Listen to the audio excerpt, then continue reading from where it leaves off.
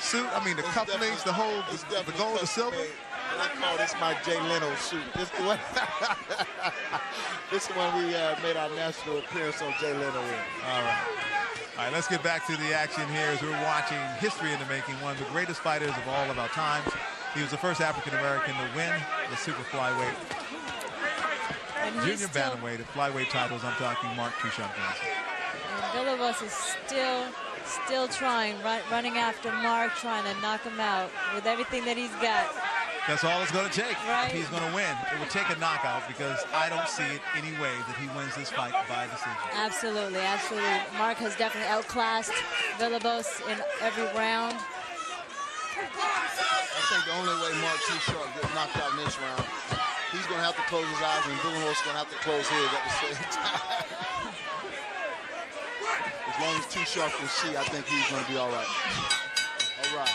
All right, that's the end of the fight. It should be pretty academic. I've got Mark "Two Shot" Johnson as the winner. And there he is.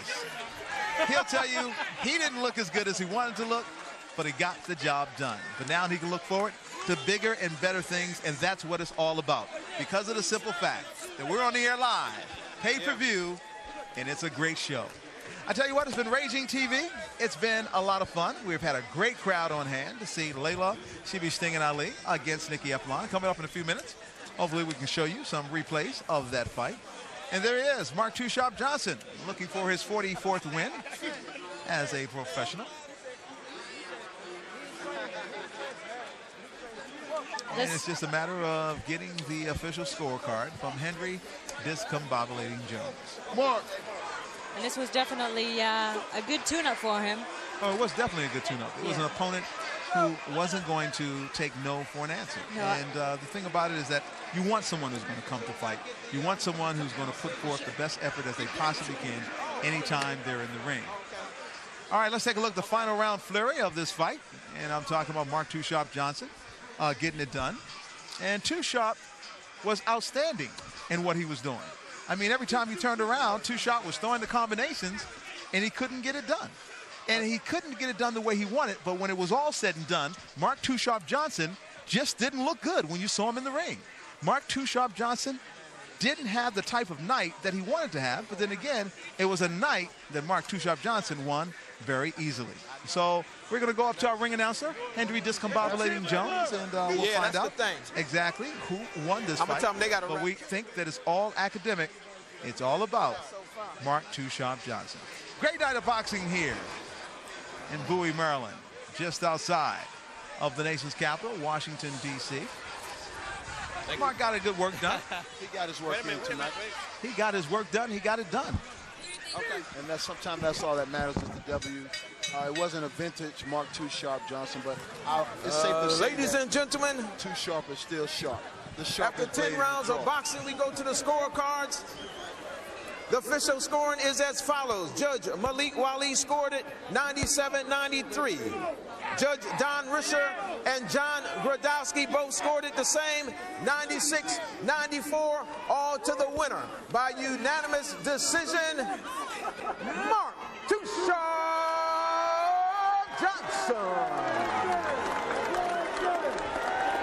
Johnson is your winner, Mark "Too Sharp." Once again, moving on as the champion that he is, 44-3 with 28 knockouts.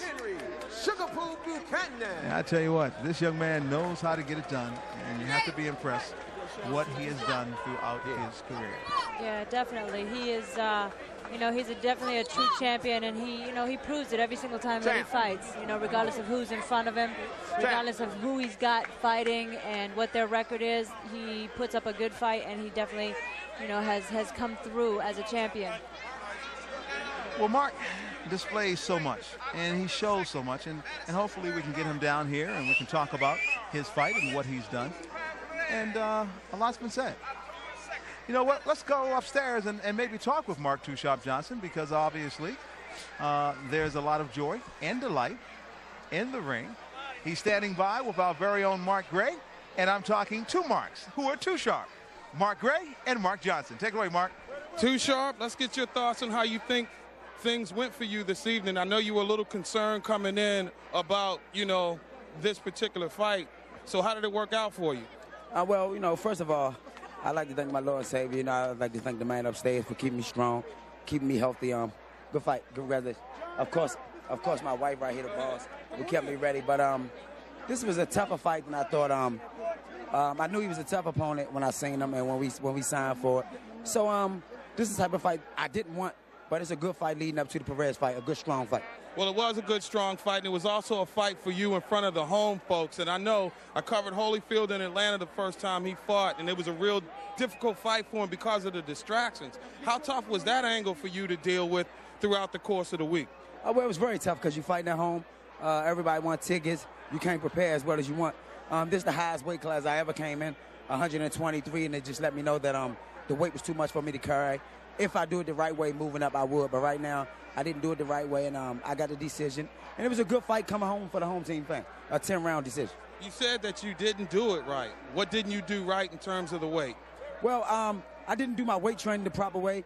I didn't prepare the proper way that I wanted to because I kind of overlooked this guy, and I know I shouldn't do that. But this was the type of fight I wanted. Leading up to the Luis Perez fight, Luis Perez, southpaw, he's southpaw. I think I'll bring this guy, Paul Valle, in the camp with me because he fights just like Perez, and he'll be a good training camp for him. At the end of the day, you did get a chance to put on a show for the home folks. How sweet was it for you, Too Sharp? I mean, well, that's the main thing. The main thing is just, you know, coming home, enjoying doing what I do. I couldn't get a knockout. You can't get a knockout every fight, but I'll take the win. Thanks a lot. Best of luck to you down the road. Give a shout out to Auto Sauce. Let's go back to you, Ronnie. All right, Mark Gray, Mark Too Sharp. You know what? Two of my favorite marks. That's the way you've got to look at it. And it was an outstanding fight for a young man who continues to move up the ranks. And you know what? I still call him young because of the simple fact that even though he's older, Mark Too Sharp Johnson has found a way to stay in the ring and do some things in the boxing ring. It's been an outstanding night of boxing. And guess what? Just when you think the rain wouldn't rain anymore, it started to rain. But we got in out two big fights of the night. You know what? Mark Too Sharp Johnson just got finished fighting. But Mark Gray had an opportunity to talk to the lady who got dropped 4 times by Laila Ali. I'm talking about Nikki Epilon. Nikki Epilon came into this fight with a record of 14-1 with 8 knockouts. She was noted for her big left hook. She was noted for her big left hand. But when it all came down to the real nitty-gritty, she had to take on the greatest fighter in the women's book right now, and that is Laila Ali. Laila Ali does not get the credit that she deserves. She is a great fighter in the female ranks, and she's proved it against Christy Martin and against, of course, Nikki Epilon. Now, obviously, you've got the Ann Wolfs of the world who will say, fight me and we'll see how good you are. You've got Vonda Wards who will say, fight me despite the devastating knockout by the hands. You've got Letitia Robinson. But Laila Ali says it doesn't make a difference who she fights. She's ready. Absolutely. You know, Laila Ali is one of the best in the sport of women's boxing, and you know, she really doesn't have a lot of competition at the way she's at, and maybe if she moves up, you know, she can take on the Vonda Ward and you know, the Ann Wolf, because you know, they definitely are a little bit better than the girls that she's been fighting lately. So you know, it wasn't the skill level, but I've got to give credit where credit is due. It was the guts of Nikki Epilon that really impressed me tonight. She was not intimidated. She was not afraid. She was not afraid to go ahead and test the very best. And when the fight came down to what was really going on, Nikki Epilon fought hard. And even though she went down 2 times in round number 3, 2 times in round number 4, she wanted to continue. Her pride was left in that ring. I give her all the credit. And even Laila, at the end of the night, said, this young lady deserves a lot of credit. She came to fight, and I have to tip my hat off to her. Definitely. That lets you know that when she spoke and she, you know, they thought it was a lot of trash talk, she really felt that in her heart.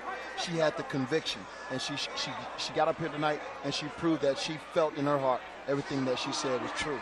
But I think it was just, she was outclassed. Yes. And like I said, she was taught to box, and I think Laila Ali was born to box. The one thing about it is that Laila Ali, and let's go back and give that credit to her, her skill level has improved. She has learned to punch in tremendous volume, but it was the hooks to the body, the hooks to the head. That was the most impressive aspect. And you know what? Once she had her opponent in trouble, she put her down. She finished her. And a lot of men fighters can't do that. No. They hurt guys. The Marquez and Pacquiao fight. You hurt guys, but you're unable to finish them. Laila Ali has finishing power. And I mean,